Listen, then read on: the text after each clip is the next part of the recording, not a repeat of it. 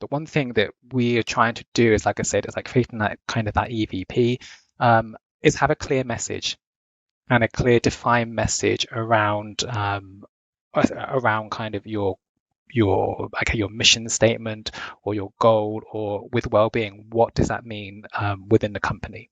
So what we did was we created firstly, a clear message. So again, we wanted our people to thrive. We wanted people to make meaningful contributions and connections, and all of that links into good well-being.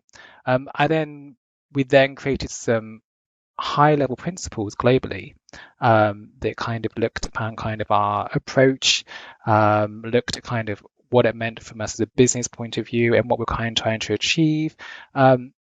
That then that could then filter down into our markets as well.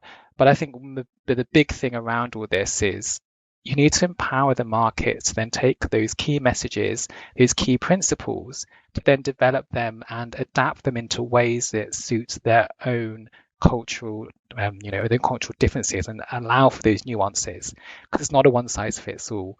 And I've seen kind of, we work in previous jobs, kind of, there's a big global push to everybody to follow the same, and that doesn't work. So it's really empowering the market. So whenever we do anything, it is really allowing them to take those key messages, take those assets, and then really develop them in kind of use them in ways that kind of fits them.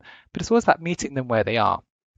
So, like for example, we have mental health first aids in the business, but we know we can't roll out that truly across all our different markets because they're not ready for it, and that may be for different reasons. So it may be down to their roadmaps, it may be down to the fact that they don't have the resources in place to support programs like that, or just maybe down to they don't have the understanding or that foundational layer around mental health and well-being, and that's what you need to work on first. So it's about meeting them where they are with all these different elements, and then working with them to build and build on top of that.